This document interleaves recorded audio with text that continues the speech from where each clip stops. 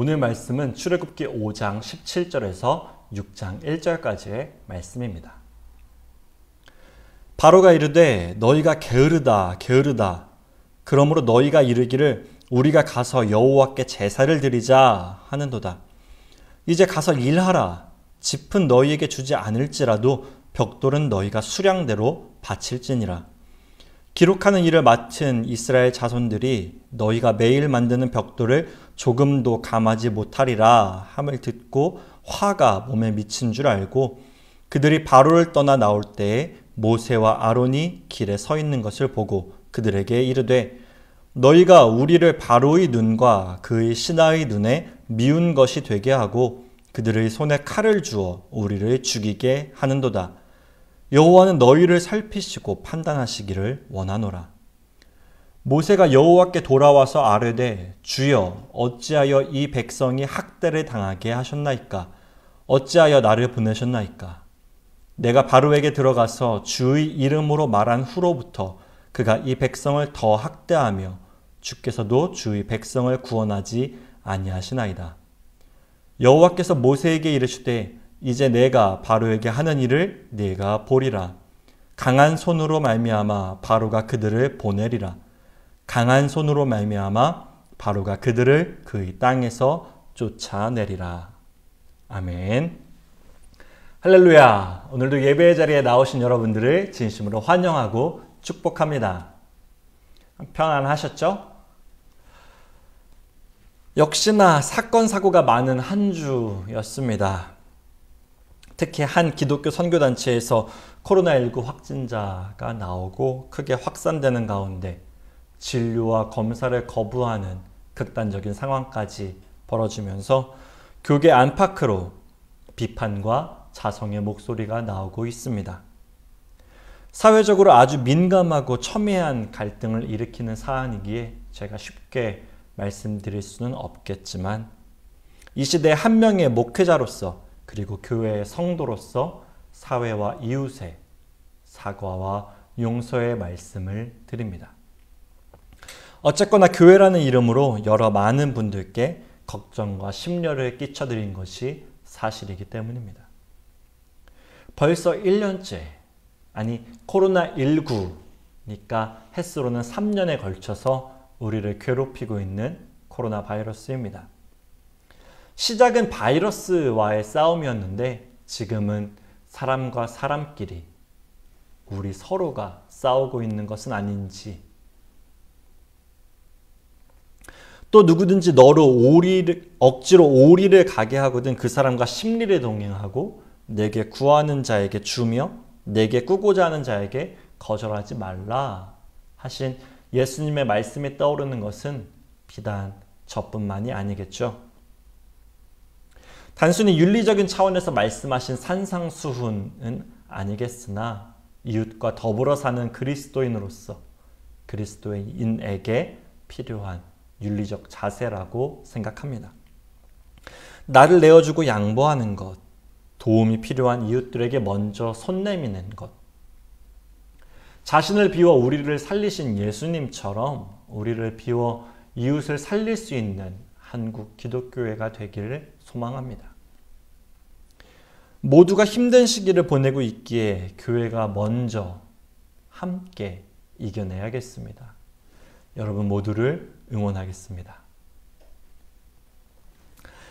지난 연말부터 아주 핫했던 드라마가 있습니다. 바로 펜트하우스라는 드라마입니다.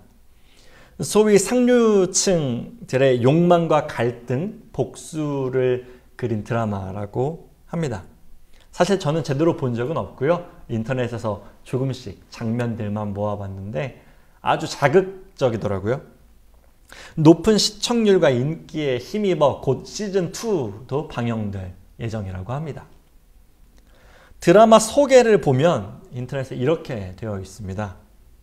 채워질 수 없는 일그러진 욕망으로 집값 1번지, 교육 1번지에서 벌이는 서스펜스 복수극. 자식을 지키기 위해 악녀가 될 수밖에 없었던 여자들의 연대와 복수를 그린 이야기. 드라마는 당대 사회와 시대를 반영한다고들 하죠. 이런 드라마를 보면서 저는 이전부터 이런 질문이 떠올랐습니다. 인간의 욕망은 어디까지인가? 그것은 결코 멈출 수 없는 건가? 그렇다면 어떻게 해야 할까? 민주주의 사회에서 계층이라는 말은 어불성설이겠지만 그래도 일반적으로 그렇게 인식되고 있으니 상류층이라고 한다면 경제적으로 부유하고 사회적 지위가 높은 것으로 여겨집니다. 속된 말로 있을 거 다 있는 사람들 말입니다. 소위 있는 사람들, 돈도 명예도 나름의 권력도 있는 사람들, 그 중에서도 한 자리 차지하고 좋은 명함을 가지고 있고 높은 곳에 사는 사람들이 이 드라마 갈등의 주인공입니다. 저와 제 주변 사람들은 다 고만고만해서 그런지 몰라도 이런 사람과 사건들을 볼 때마다 항상 생각합니다. 저 정도 누리면, 저 정도 가지고 있으면 충분히 누리면서 즐기면서 살 텐데 더 필요할까? 하지만 가지면 가질수록 더 많이, 더 높게를 외치는 것이 사람의 욕망이고 본성이겠죠. 그리고 이런 멈추지 않는 욕망은 마침내 우리 자신을 파괴하는 것으로 끝나고 맙니다. 멈출 수 없는 욕망으로 인한 상처에 대해 생각하다 보면 우리를 망가뜨리는 한 가지가 더 떠오릅니다. 여러분들 이런 이야기 들어보셨을 겁니다. 사랑과 재채기는 감출 수 없다. 이 말처럼 인간 내면에서 자연스럽게 흘러나오는 것이지만 조절하거나 멈추지 못하면 우리를 상처 입히는 또 하나, 바로 감정입니다. 특히 불안과 불신이 그렇습니다. 그래서 오늘은 말씀을 통해 이 부분을 조명해 보고자 합니다. 2021년 새해 말씀의 비밀을 따르는 사람들이 되고자 하는 우리에게, 그리고 현대 사회에 가장 큰 좌절과 도전이 되는 욕망, 감정. 성경은 이것들을 어떻게 극복하라 말하는지, 지금으로부터 약 4,000년 전 권력의 정점에 서 있던 한 사람에게서는 욕망을, 그리고 여든 노구의 몸을 이끌고 민족의 지도자가 되어야 하는 사람에게서는 연약한 감정을 살펴볼 것입니다. 이들을 통해 하나님께서 어떻게 역사를 만들어 가시고 또 우리에게 어떤 은혜를 주시는지 함께 말씀 나눠보겠습니다. 오늘 본문은 모세가 아론과 함께 애굽의 바로, 요즘 말로는 이집트의 파라오죠. 그 파라오를 찾아가 하나님의 말씀을 처음으로 전한 장면입니다.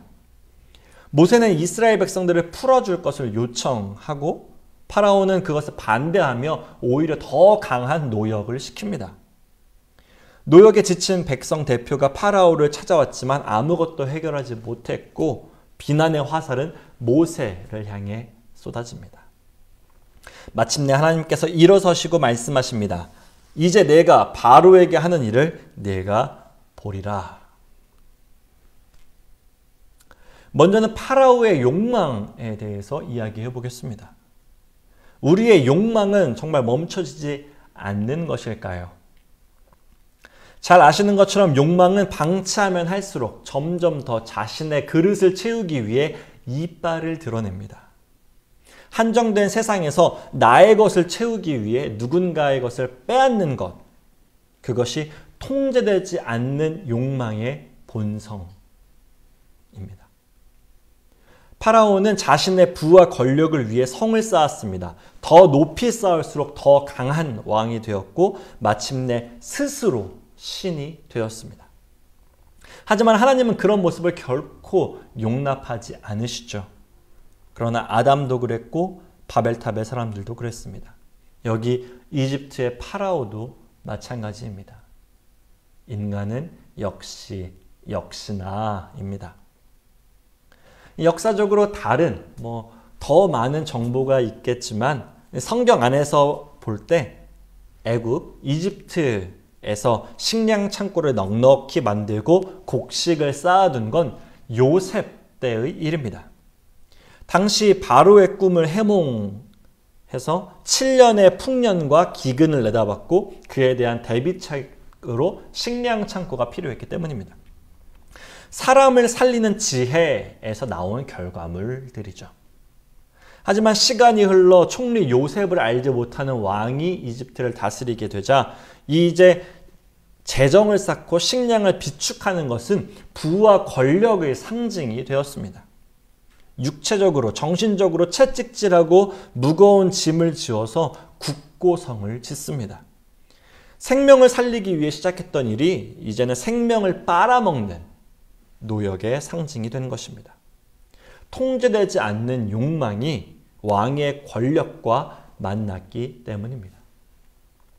결국 억압과 폭력에 신음하는 이스라엘 백성을 보고 하나님께서는 모세를 보내십니다. 하지만 바로는 모세가 전한 하나님의 메시지를 가볍게 무시하죠. 출애굽기 5장 2절 바로가 이르되 여호와가 누구이기에 내가 그의 목소리를 듣고 이스라엘을 보내겠느냐? 나는 여호와를 알지 못하니 이스라엘을 보내지 아니하리라.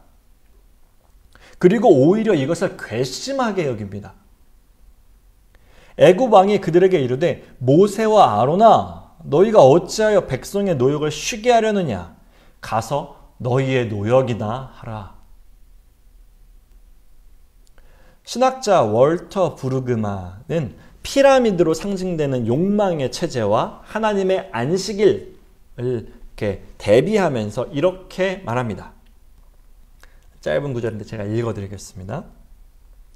우리 사회의 상황은 더 큰 안녕과 더 큰 행복을 끝없이 추구하게 하지만 이런 추구에는 늘 만족이 없다. 우리는 여태껏 한 번도 충분히 갖지 못했고 충분히 해보지 못했다는 것이 그 증거다. 그런 욕망과 필요는 결코 채워지지 않는데도 늘 더 큰 노력을 요구한다. 바로는 자신의 욕망을 이스라엘의 땀과 피로 채우려고 합니다. 착취와 폭력이죠. 왕의 욕망, 즉 제어되지 않는 욕망은 그래서 늘 언제나 폭력적입니다. 파라오는 자신의 그릇을 채우기 위해 상대를 공격합니다. 너희가 게을러서 한동안 편하게 지냈더니 이제 헛소리를 하는구나 면서 말입니다. 자신은 국가의 발전과 민생의 안정을 위해 아주 부지런히 노력했나 봅니다. 여기서 욕망의 폭력성과 함께 또 한 가지 특징을 알 수 있습니다. 그것은 늘 자신을 위선적으로 포장한다는 것입니다. 이런 모습은 신약의 예루살렘에서도 찾아볼 수 있습니다.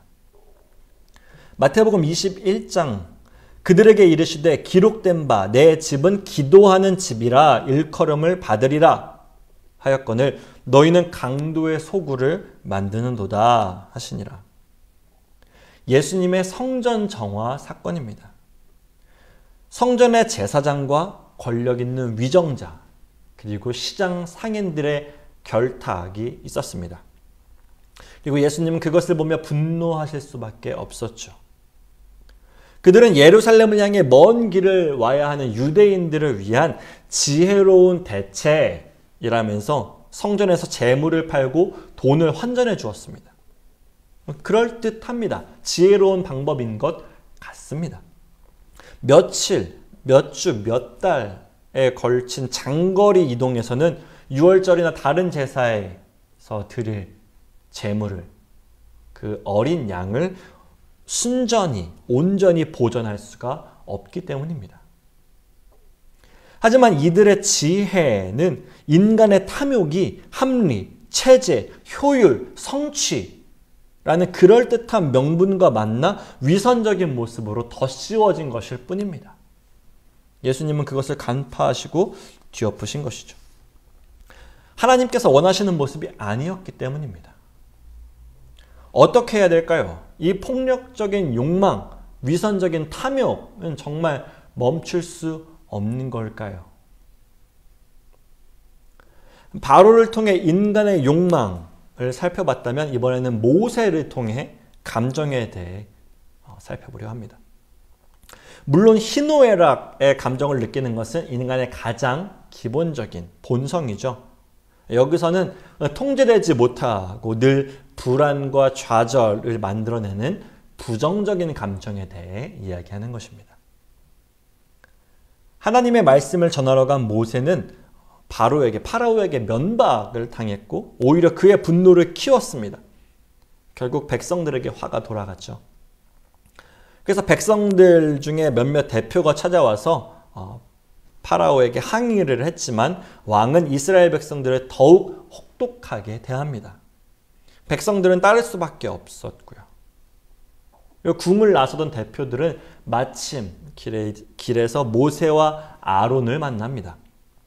그리고 그들에게 이렇게 화풀이를 합니다. 그들에게 이르되 너희가 우리를 바로의 눈과 그의 신하의 눈에 미운 것이 되게 하고 그들의 손에 칼을 주어 우리를 죽이게 하는도다. 여호와는 너희를 살피시고 판단하시기를 원하노라. 그러자 모세는 곧장 하나님께 달려갑니다. 그리고 억울하다는 듯이 항변합니다. 모세가 여호와께 돌아와서 아뢰되 주여 어찌하여 이 백성이 학대를 당하게 하셨나이까? 어찌하여 나를 보내셨나이까? 내가 바로에게 들어가서 주의 이름으로 말한 후로부터 그가 이 백성을 더 학대하며 주께서도 주의 백성을 구원하지 아니하시나이다. 하지만 여러분, 우리는 이 본문 앞서에 있는 하나님과 모세의 또 다른 만남, 또 다른 대화를 기억해야 합니다. 광야에서 장인 이드로와 살던 모세가 마침내 다시 다시 애굽으로 돌아가려 할 때 하나님께서 모세에게 하신 말씀입니다. 출애굽기 4장 21절에서 23절까지 이렇게 기록되어 있습니다. 여호와께서 모세에게 이르시되 내가 애굽으로 돌아가거든 내가 내 손에 준 이적을 바로 앞에서 다 행하라. 그러나 내가 그의 마음을 완악하게 한즉 그가 백성을 보내주지 아니하리니 너는 바로에게 이르기를 여호와의 말씀에 이스라엘은 내 아들 내 장자라. 내가 네게 이르기를 내 아들을 보내주어 나를 섬기게 하라 하여도 내가 보내주기를 거절하리니 내가 내 아들 내 장자를 죽이리라 하셨다 하라 하시니라. 아멘. 하나님께서는 이미 앞으로 자신이 어떻게 하실 것인지 미리 다 알려주셨습니다. 당신이 바로의 마음을 어찌하실 것인지 그리고 그에 대한 모세의 반응은 어떠해야 하는지 세세하게 하나하나 다 일러주실 것입니다. 하지만 언제 그랬냐는 듯 아무것도 모르겠다는 듯 모세는 하나님께 달려와 따집니다. 자신에게 쏟아지는 그 비난의 화살을 감당하지 못했기 때문입니다. 애굽에서 도망 나와 광야에서 40년을 보냈지만 모세는 여전히 제자리입니다. 그때도 도망쳤고 지금도 문제와 마주하는 것에서 도망치고 있습니다. 분명히 하나님은 미리 알려주셨고 그대로 말씀하신 그대로 바로왕의 반응이 나오고 있습니다. 말씀하신 대로 자신의 역사를 진행 중이신데 모세는 자신을 향한 비난에 또 그 민망함과 두려움을 이기지 못해 하나님께 불만을 터뜨리는 것입니다. 모세는 자신의 감정을 통제하지 못했습니다. 억제되지 못한 감정은 결국 하나님을 향한 신뢰에도 금이 가게 만듭니다. 하나님을 향해 원망을 내뿜게 만들었죠. 무엇이 문제였을까요? 왜 모세는 끝까지 하나님을 믿지 못한 것일까요? 하나님을 향한 믿음과 신뢰는 지난 날을 잊어버리기 때문입니다. 믿음을 흔드는 불안, 하나님에게서 뒤돌아서게 하는 충동적인 좌절은 말씀과 은혜를 기억하지 못하는 것에서부터 시작됩니다. 기억하지 못할 때 우리의 믿음은 언제든지 꺾일 수밖에 없습니다. 그러니 모세의 모습은 곧 우리의 모습입니다. 작은 바람에도 흔들리는 우리의 모습 말입니다. 결국 하나님께서 하십니다. 이제 이집트로 하여금 하나님의 살아계심과 분노하심을 알게 하실 것입니다. 하나님은 모세가 그 모든 것을 지켜보게 될 것이라고도 말씀하시죠. 여호와께서 모세에게 이르시되 이제 내가 바로에게 하는 일을 내가 보리라. 강한 손으로 말미암아 바로가 그들을 보내리라. 강한 손으로 말미암아 바로가 그들을 그 땅에서 쫓아내리라. 앞서 멈추지 못하는 욕망, 그리고 믿음을 흔드는 감정에 대해서 이야기했습니다. 성경은, 하나님께서는 우리에게 어떤 해결책을 주셨을까요? 먼저는 안식일입니다. 하나님께 예배하는 안식일. 하나님은 이집트에서 빠져나온 백성들에게 10가지 계명을 주십니다. 이제 이스라엘의 하나님 되시고 하나님의 백성된 이스라엘이 서로 맺는 계약이자 명령입니다. 10계명, 즉 10가지가 제시되는데 앞서 인용했던 신학자 브르그만은 그 핵심에, 이 10가지 중에 핵심에 제4계명, 안식일을 거룩하게 지키라가 있다고 말합니다. 안식일은 오직 나 외에 다른 신을 섬기지 말라 하는 첫째 계명에 대한 신뢰이자 우상을 만들거나 하나님의 이름을 욕되게 하지 않겠다라고 하는 복종의 의미를 담고 있기 때문입니다. 끊임없이 자신과 남을 채찍질하며 더 많이, 더 높이, 더 잘을 외칠 수밖에 없는 현대 자본주의 경쟁사회에서 하나님을 기억하며 안식일을 지키는 것. 우리는 안식일을 지킴으로써 결과적으로 욕망을 멈출 수 있습니다. 온전히 하나님만 바라보면 우리 자신을 파괴하는 욕망을 멈출 수 있다는 것입니다. 두 번째로 불안과 불신의 감정은 말씀을 기억하는 것으로 극복될 수 있습니다. 오늘 보진 않았지만 6장 2절 이하에서 하나님은 자신을 찾아와 성토하는 모세에게 여러 가지 이야기를 하시는데 그 첫 시작, 그 말씀의 시작을 이렇게 하십니다. 내가 아브라함과 이삭과 야곱에게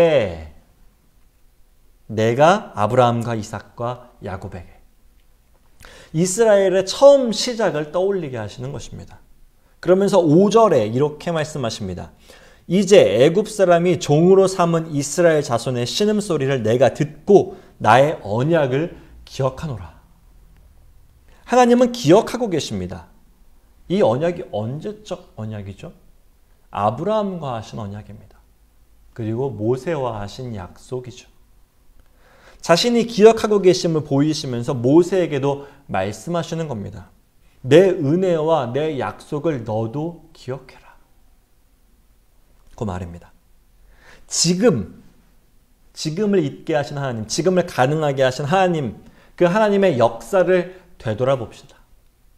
비록 지금 힘들고 어려울 수 있습니다. 지치고 상처되는 일이 쌓이고 억울하고 불안하고 도망치고 싶은 마음이 들 수도 있습니다. 하나님을 원망하고 싶은 마음이 들 수도 있겠죠. 하지만 다시 한번 떠올리시기 바랍니다. 지금까지 저와 여러분을 사랑하셔서 인생의 순간순간들마다 개입하시고 지켜주신 그 은혜를 기억하시길 바랍니다. 그럴 때 감정은 흔들리지 않고 하나님을 향한 신뢰와 신앙은 더욱 굳건해질 수 있습니다. 이제 말씀을 정리하겠습니다. 우리 안에서 우리를 파괴하는 것들이 있습니다. 말씀의 비밀을 따르는 사람들이 되고자 하는 우리를 방해하는 것들이죠. 더를 외치는 욕망과 갈대같이 흔들리는 감정입니다. 이것은 단순히 사회적인 관계나 한 사람의 인격을 망가뜨리는 것에서 그치지 않습니다. 이것들은 우리와 하나님과의 관계를 파괴시킵니다. 하나님을 잊어버리게 하는 것으로 말입니다. 우리는 먼저 하나님을 바라봐야 합니다. 눈앞에 닥친 상황에 일희일비하는 것이 아니라 우리에게 하신 말씀, 우리를 이때까지 지키신 은혜를 기억하는 것으로 하나님을 바라봐야 합니다. 그렇게 그것으로 우리의 믿음을 지켜가야 하겠습니다. 하나님께서 은혜와 성령으로 함께 해주실 줄 믿습니다. 다시 한번 말씀의 비밀을 따르고자 하는 우리 소명교회와 모든 성도님들 가운데 하나님의 동행하심이 있기를, 그 말씀을 깨닫게 하시는 은혜 있기를 진심으로 축복하겠습니다. 기도하겠습니다.